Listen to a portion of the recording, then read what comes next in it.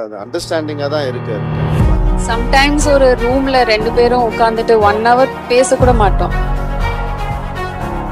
Launch பண்ணிட்டு ஜெயம் ரவி கூப்பிடலாமே நான் வந்து ஃபுல் ஷாக் ஆயிட்டேன். என்னடா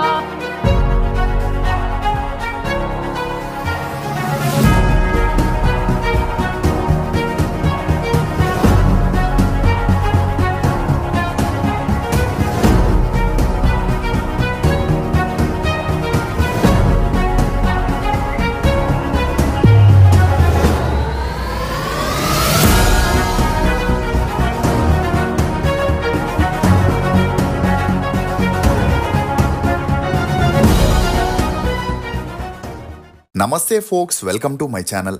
ఫోక్స్, మన అనుకున్న వారి దగ్గర మన విలువలు తగ్గినప్పుడు వారికి దూరం కావడమే మంచిది. ఎందుకంటే ఏ బంధమైనా మన అని మనం అనుకుంటే సరిపోదు, ఎదుటి వారు కూడా అనుకున్నప్పుడే ఆ బంధం బలంగా ఉంటుంది. అసలు నేను ఈ మాట చెప్పడానికి గల కారణం హీరో జయం రవి ఫ్యామిలీ ఇష్యూనే. ఒకే హీరో గురించి పలుమార్లు గాసిప్స్ రావడం చాలా అరుదు. ఒకదాని వెంట మరొక పుకార్లు తరచూ వస్తుంటే ఖచ్చితంగా ఎవరికైనా అనుమానాలు వస్తుంటాయి. ఇక ఇదే పరిస్థితిని కోలీవుడ్ హీరో జయం రవి ఎదుర్కొంటున్నాడు. 2009లో ఆర్తి అనే ఆమెను ప్రేమించి పెళ్లి చేసుకున్న జయం రవికి ఆరవ్, అయాన్ అనే 2 అబ్బాయిలు కూడా జన్మించారు. అలా వీరు అన్యోన్యంగా సంసారం చేసుకుంటూ సినిమా ఇండస్ట్రీకి ఇన్స్పిరేషనల్ జోడీగా ఎదిగారు. ఇక అలా 15 ఏళ్లు ఏ లోటు లేకుండా ఎలాంటి కాంట్రవర్సీస్ రాని ఈ జంటపై ఎవరి కన్ను పడిందో తెలియదు గాని ఉన్నట్టుండి జయం రవి తన సోషల్ మీడియాలో ఒక పోస్ట్ పెడుతూ తను తన భార్య ఆర్తి పరస్పర అంగీకారంతో విడాకులు తీసుకుంటున్నామని ప్రకటించడంతో అందరూ ఒక్కసారిగా షాక్ కి గురయ్యారు. ఇక ఈ వార్తలపై ఆర్తి కూడా స్పందిస్తూ తనకి తెలియకుండానే తన భర్త విడాకులు ఇచ్చినట్లు చెప్తున్నాడని, అందులో ఎలాంటి వాస్తవం లేదని చెప్పడంతో అసలు వీరిద్దరి మధ్య ఏం జరుగుతుందనే ప్రశ్నలు తెరపైకి వచ్చాయి. ఇక అదే సమయంలో జయం రవి సింగర్ కెనీషా ఫ్రాన్సిస్ తో గోవాలో కనిపించడంతో జయం రవి ఆర్తి నుండి విడిపోవడానికి కెనీషానే కారణమంటూ సోషల్ మీడియాలో కెనీషాపై విమర్శల వర్షం కురవడంతో వాటిపై స్పందించిన కెనీషా మరియు జయం రవి ఆ వార్తల్లో ఎలాంటి నిజం లేదని, తాము కేవలం స్నేహితులం మాత్రమే అంటూ ఆ వార్తలకి ఫుల్ స్టాప్ పెట్టారు. అయితే తాజాగా వేల్స్ విశ్వవిద్యాలయం చైర్మన్ ఈషారి కె గణేశన్ కూతురు పెళ్లి జరగగా ఆ వేడుకకి కోలీవుడ్ సినీ ప్రముఖులందరూ తరలి వచ్చారు. అలా జయం రవి కెనీషా ఫ్రాన్సిస్ తో కలిసి ఆ పెళ్లి వేడుకలకి హాజరవ్వడం, వీరిద్దరూ ఒకే కలర్ బట్టలు వేసుకుని ట్విన్నింగ్ చేయడంతో అక్కడ వీరిని చూసిన వారందరూ షాక్ కి గురయ్యారు. అలా వీరికి సంబంధించిన ఫోటోలు సోషల్ మీడియాలో వైరల్ అవ్వడంతో ఇవి చూసిన నెటిజన్లు గతంలో వీరి గురించి వచ్చిన వదంతులన్నీ నిజమే కావచ్చని తమ అభిప్రాయాల్ని కూడా వ్యక్తం చేస్తున్నారు. ఇక ఈ న్యూస్ వైరల్ అవ్వడంతో జయం రవి భార్య ఒక సుదీర్ఘమైన పోస్ట్ ని పెడుతూ అందులో ఇన్నాళ్లుగా నేను నిశ్శబ్దాన్నే పాటించాను, అలా అని బలహీనురాల్ని కాదు, నా బిడ్డలకి నేను ప్రశాంతతనివ్వాలని, వారిని గొడవల్లోకి లాగకూడదని ఎన్ని నిందలు పడినా విమర్శలు చేసినా సైలెంట్ గానే భరించాను.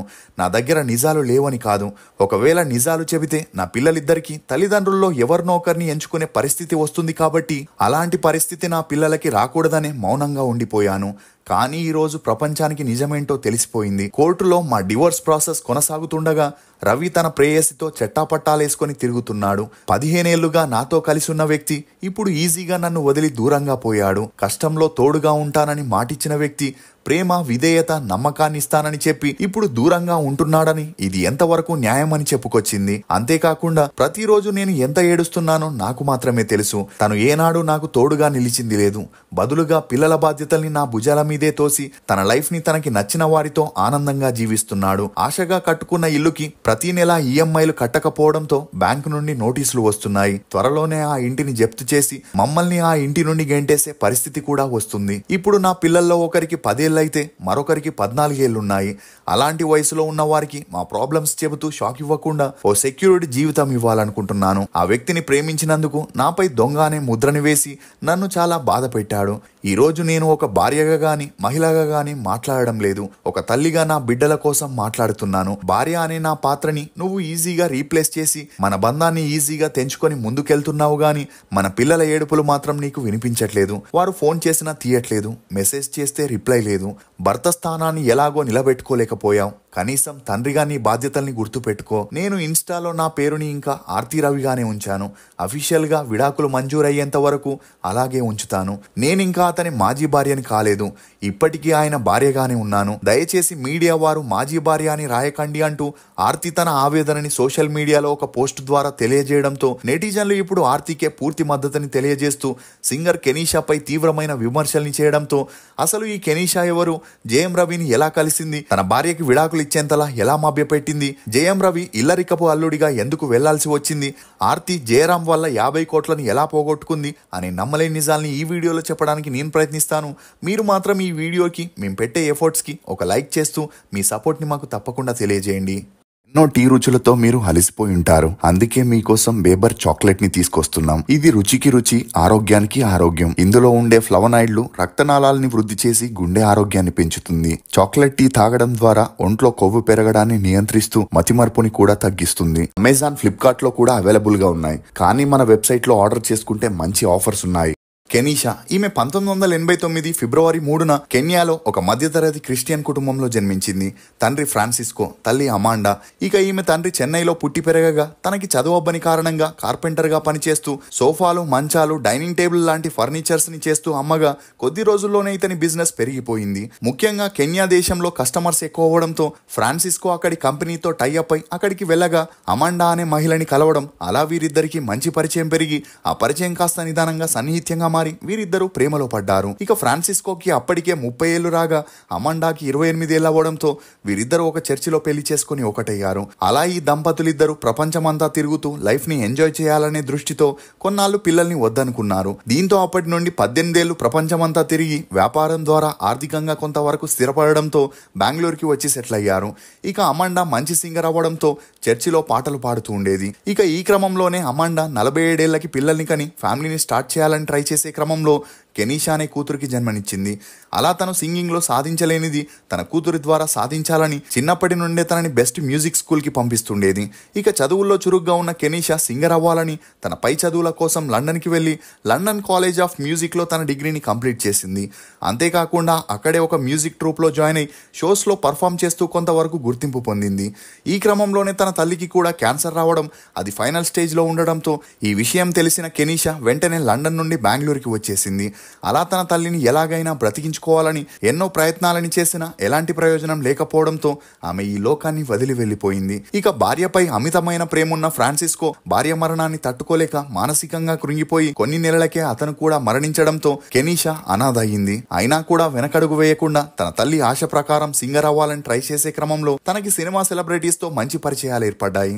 అలా తన మ్యూజిక్ కాన్సర్ట్స్ గోవా, బెంగళూరు, చెన్నై అని ఎక్కడున్నా ఆ ఈవెంట్స్ కి సినిమా సెలబ్రిటీస్ ని ఇన్వైట్ చేస్తూ ఉండేది. అంతేకాకుండా ఈమె కన్నడ, తెలుగు, తమిళ్, గుజరాత్, ఒరియా అని 9 భాషల్లో పాటలు పాడుతూ మంచి గుర్తింపు పొందడంతో కెనీషా తమిళ్లో ఒక ఆల్బమ్ సాంగ్ ని చేయాలనుకుంది. ఇక అలా ఇది అయ్యారు సొలువారు అనే ఒక ఆల్బమ్ సాంగ్ లో పాడి అందులో పర్ఫామ్ చేయగా ఆ సాంగ్ ని తన ఫేవరెట్ హీరో అయిన జేఎం రవితో రిలీజ్ చేయాలనుకుంది. ఇదే విషయం తనకి మంచి ఫ్రెండ్ హీరో అయిన జీవాతో చెప్పగా అందుకు జీవా సర్ప్రైజ్ గా జేఎం రవిని ఆ ఫంక్షన్ కి తీసుకురావడంతో కెనీషా ఆనందానికి అవధులు లేకుండా పోయాయి. అలా వీరిద్దరికి ఆ ఫంక్షన్ లో మంచి పరిచయం పెరిగి ఆ పరిచయం కాస్త నిదానంగా సన్నిహిత్యంగా మారి వీరిద్దరూ సీక్రెట్ గా డేట్ చేయడం మొదలెట్టారు. ఇక ఇదిలా ఉంటే జేఎం రవి తండ్రైన ఎడిటర్ మోహన్ గారు ఎడిటర్ గా మరియు ఫిలిం ప్రొడ్యూసర్ గా ఉండడంతో తన ఇద్దరు కొడుకుల్లో మొదటి కొడుకైన రాజాని డైరెక్టర్ ని చేస్తే రవిని హీరో చేయాలనుకున్నాడు. అలా రవిని చైల్డ్ ఆర్టిస్ట్ గా తెలుగులో బావా బామ్మర్ది మూవీతో అరంగేట్రం చేపించగా ఆ తర్వాత పల్నాటి పౌరుషంలో కూడా యాక్ట్ చేయడం జరిగింది. ఇదిలా ఉంటే తన కాలేజీలో చదివేటప్పుడు తన క్లాస్మేట్ అయిన ఆర్తితో జేఎం రవికి మంచి పరిచయం పెరిగి వీరిద్దరూ పీకల్లోతు ప్రేమలో ఉండి సీక్రెట్ గా తమ రిలేషన్ ని మెయింటైన్ చేసేవారు. ఇక అలా ఎప్పుడైతే తన డిగ్రీ కంప్లీట్ అయిందో జేఎం రవి తండ్రి తెలుగులో వచ్చిన జేఎం మూవీ రీమేక్ రైట్స్ ని తీసుకొని తమిళ్లో కూడా జేఎం అని చేయగా ఆ మూవీ రిలీజ్ అయి హిట్ అవ్వడం, అందులో హీరోగా చేసిన జేఎం రవికి మంచి గుర్తింపు రావడంతో బ్యాక్ టు బ్యాక్ మూవీస్ లో అవకాశాలు వెతుక్కుంటూ వచ్చాయి. అలా తను చేసిన most of the movies super hit అవ్వడంతో మోహన్ గారు తన కొడుక్కి పెళ్లి చేయాలని అమ్మాయిని వెతికే క్రమంలోనే జేఎం రవి ఆర్తితో ఉన్న తన ప్రేమ గురించి చెప్పగా మోహన్ గారికి ఆకాశం తలపై వచ్చి పడినట్లయింది. ఎందుకంటే అప్పటి మైసూరు మహారాజైన చామరాజు వడియాలు ప్రతి ఊరికి వెళ్లి ప్యాలెస్ ని కడుతూ ఆ ఏరియాలో ఉండే అందమైన అమ్మాయిల్ని భార్యలుగా చేసుకొని వారిని అనుభవిస్తూ ఉండేవాడు. ఇక అలా ఆ మహారాజు చెన్నైకి వెళ్ళగా అక్కడ కల్పన అనే క్లాసికల్ డాన్సర్ యొక్క అందానికి ఫిదాయ్ తనని పెళ్లి చేసుకోగా వీరి అన్యోన్య సంసారానికి గుర్తుగా ఒక అబ్బాయి ఒక అమ్మాయి కూడా జన్మించారు. అలా కొన్ని సంవత్సరాల తర్వాత మహారాజు అక్కడి నుండి వెళ్లేటప్పుడు కల్పనకి తను కట్టిన ప్యాలెస్ ని రాసిచ్చి వెళ్లిపోయాడే తప్ప కల్పన పిల్లలకి తన ఇంటి పేరునివ్వలేదు. అలా అప్పటి నుండి ఆ ప్యాలెస్ పేరు కల్పన హౌస్ గా ఫేమస్ అయి అందులో చాలా మంది స్టార్ హీరోల మూవీ షూటింగ్స్ కూడా జరుగుతూ ఉండేవి. ఇదిలా ఉంటే కల్పన కొడుకు విజయ్ కుమార్ హీరోగా కొన్ని మూవీస్ ని చేయగా తన మొదటి మూవీ హీరోయిన్ అయిన సరోజాతో తనకి మంచి పరిచయం ఏర్పడింది. ఇక ఆ మూవీ షూటింగ్ టైంలో డైరెక్టర్ సరోజా అనే పేరు చాలా పాతగా ఉందని సుజాతగా మార్చడం జరిగింది. అలా ఆ మూవీ 1977లో రిలీజ్ అయి ఫ్లాప్ అవడంతో విజయ్ కుమార్ సినిమాలకి ఫుల్ స్టాప్ పెట్టేసి సుజాతని పెళ్లి చేసుకుని లైఫ్ లో సెటిల్ అయ్యాడు. ఇక వీరి అన్యోన్య సంసారానికి గుర్తుగా అనూహ్య, ఆర్తి అనే ఇద్దరు అమ్మాయిలు జన్మించారు.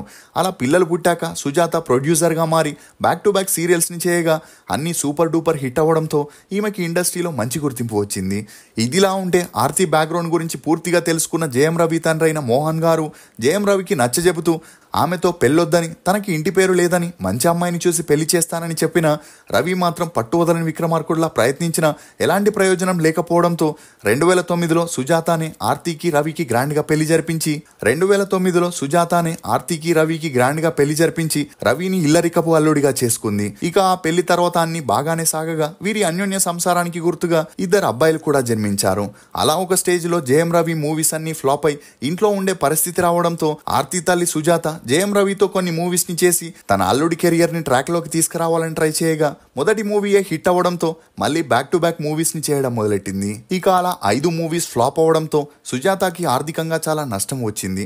అయినా తన అల్లుడి కెరియర్ ని సక్సెస్ ట్రాక్ లోకి తీసుకురావాలని మళ్ళీ ఒక మూవీని చేస్తుండగా అందుకు జయం రవి తనకి 30 కోట్ల రెమ్యూనరేషన్ ఇస్తేనే మూవీ చేస్తానని డిమాండ్ చేయగా అందుకు సుజాత 5 సంవత్సరాల నుండి ఒక్క హిట్ మూవీ లేని నీకు 30 కోట్లు ఎలా ఇస్తారు? ఇప్పటికే నీ వల్ల 50 కోట్ల రూపాయలని నష్టపోయాను. మార్కెట్లో నీ డిమాండ్ ని బట్టి డబ్బులు ఇస్తాను గాని దౌర్జన్యం చేస్తే చిల్లి గవ్వ కూడా ఇవ్వనని చెప్పడంతో ఈ గొడవలని భరించలేని జయం రవి ఇంటి నుండి బయటికి వెళ్ళిపోవాలనుకున్నాడు. ఇదే విషయం తన భార్య ఆర్తికి చెప్పగా అందుకు ఆమె తన తల్లిని వదిలి ఎక్కడికి రానని 15 ఏళ్ల నుండి ఇక్కడే ఉన్నాం, ఇప్పుడు ఎక్కడికి వెళ్లడం కుదరదని తెగేసి చెప్పడంతో జయం రవి మానసికంగా కృంగిపోయి తన కష్టకాలంలో భార్య తోడుగా రావట్లేదని వేరే దారి లేక తన తల్లిదండ్రుల దగ్గరికి వెళ్ళిపోయాడు. ఇక ఈ క్రమంలోనే హీరో జీవా ద్వారా సింగర్ కెనీషాని కలవడం, ఆమెతో తనకి పెరిగిన సన్నిహిత్యం కారణంగా వీరిద్దరూ చెన్నైలో ఒకే ఇంట్లో లివింగ్ టుగెదర్ లో ఉంటూ వచ్చారు. అంతేకాకుండా వీరిద్దరు ఒకసారి బెంగళూరులో డ్రంక్ అండ్ డ్రైవ్ లో పట్టుబడడంతో అప్పట్లో మీడియాలో వీరిద్దరి పేర్లు హల్చల్ అయ్యాయి. దీంతో ఇదే విషయంపై ఆర్తి జయం రవిని నిలదీయగా అప్పటికే కెనీషాతో పీకల్లోతు ప్రేమలో ఉన్న జయం రవి తన భార్య మాటల్ని పట్టించుకోలేదు.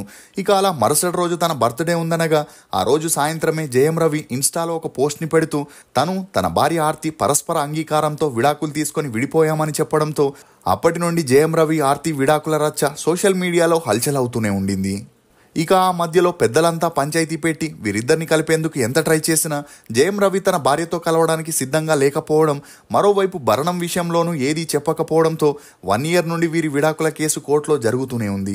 ఇక ఇదిలా ఉంటే ఆర్తి పెట్టిన సుదీర్ఘమైన పోస్ట్ పై స్పందించిన సింగర్ కెనీషా ఒక మగాడు ఎప్పుడూ ఎమోషనల్ కి లొంగడని, ఏ మహిళ దగ్గరైతే ప్రశాంతత ఉంటుందో వారికే తన హృదయాన్ని ఇస్తాడని, సైలెంట్ గా మంచిగా ఉన్నాను కదా అని లైట్ తీసుకోకు, అదే నా నిజమైన బలమని కెనీషా ఆర్తికి కౌంటర్ ఇవ్వడంతో నెటిజన్లు కెనీషాని ఏకిపారేస్తున్నారు. అసలు ఈ ఇష్యూలో తప్పెవరదని మీరు అనుకుంటున్నారో మీ అభిప్రాయాన్ని కమెంట్ సెక్షన్ లో తప్పకుండా తెలియజేయండి. ఫోక్స్, మనం కొందరి కోసం భరించలేనంత బాధని భరిస్తాం, ఎందుకంటే బాధ కంటే కూడా వారితో ఉన్న బంధం ముఖ్యం కాబట్టి. ఇది ఫోక్స్ జయం రవి ఫ్యామిలీ గొడవల్లో బయటపడ్డ నమ్మలేని నిజాలు. ఈ వీడియో మీద మీ అభిప్రాయాన్ని కమెంట్ సెక్షన్ లో తప్పకుండా తెలియజేయండి. మేము చేసిన ఈ వీడియో మీకు నచ్చినట్లయితే ఒక లైక్ ద్వారా మీ సపోర్ట్ ని మాకు తెలియజేయండి. For more interesting videos please subscribe to CR voice. Thank you.